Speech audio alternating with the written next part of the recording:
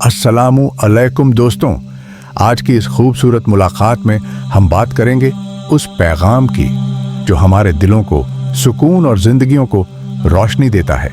हम उस किताब और रहनुमाई की बात करेंगे जिसने पूरी इंसानियत को सही राह दिखाने के लिए भेजा गया, अल्लाह का कलाम यानी कुरान। जिंदगी का असली मकसद, कभी आपने सोचा है जिंदगी का मकसद क्या है?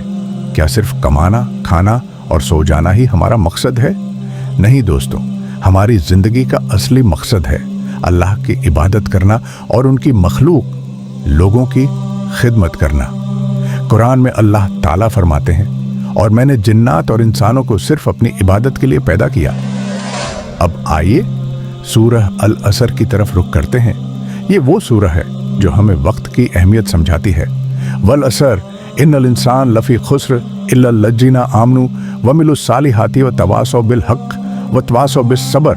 मतलब कसम है वक्त की, हर इंसान घाटे में है सिवाय उन लोगों के जो ईमान लाए, नेक अमल किए और सच्चाई और सब्र की ताकीद की। इस आयत से हमें 4 अहम बातें सीखने को मिलती हैं। ईमान, सबसे पहली चीज अल्लाह पर यकीन और उनकी किताब पर यकीन। 2 नेक अमल, सिर्फ यकीन करना काफी नहीं है, हमें अपने अमाल को नेक बनाना होगा। 3 सच्चाई, हर हाल में सच का साथ देना। 4 सब्र, मुश्किल हालात में हिम्मत और सब्र रखना। नबी सल्लल्लाहु अलैहि वसल्लम ने फरमाया, तुम में सबसे बेहतरीन वो है जो कुरान सीखे और दूसरों को सिखाए। इस हदीस से हमें यह सबक मिलता है कि सिर्फ कुरान पढ़ना ही काफी नहीं है, उसे समझना, अमल करना और दूसरों तक पहुंचाना भी हमारी जिम्मेदारी है। हमारी हर मुश्किल का हल कुरान और हदीस में मौजूद है, चाहे वो हमारे रिश्तों की बात हो, बिजनेस का मामला हो या हमारी रोजमर्रा की चुनौतियां। अल्लाह ने हमें हर सवाल का जवाब दिया है। जैसे कि मिसाल के तौर पर अल्लाह कुरान में फरमाता है कि और अपने रिश्तेदारों, गरीबों और मुसाफिरों को उनका हक दो। यहां से हम सीखते हैं कि अपने रिश्तेदारों का ख्याल रखना, गरीबों की मदद करना, जरूरतमंदों के लिए अपना दिल और दरवाजा खोलना। अब सवाल उठता है, इस पैगाम को अपनी जिंदगी में कैसे उतारें?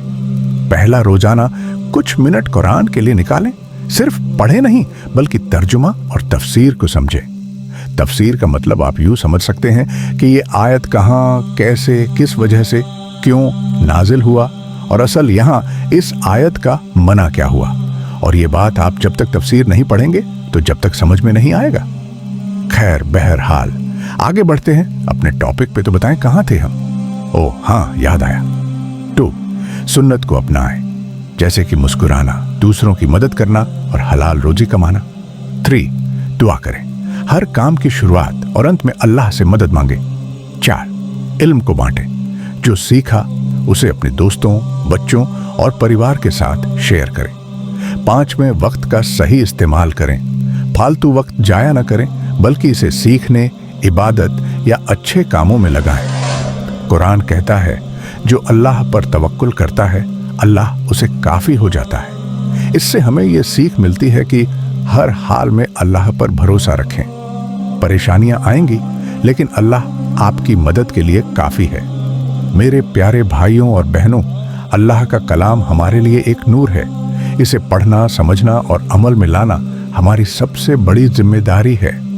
अगर आज का ये पैगाम आपके दिल को छू गया हो तो इसे अपने दोस्तों और परिवार वालों के साथ जरूर शेयर करें। अल्लाह हम सबको कुरान और सुन्नत के रास्ते पर चलने की तौफीक दे। आमीन।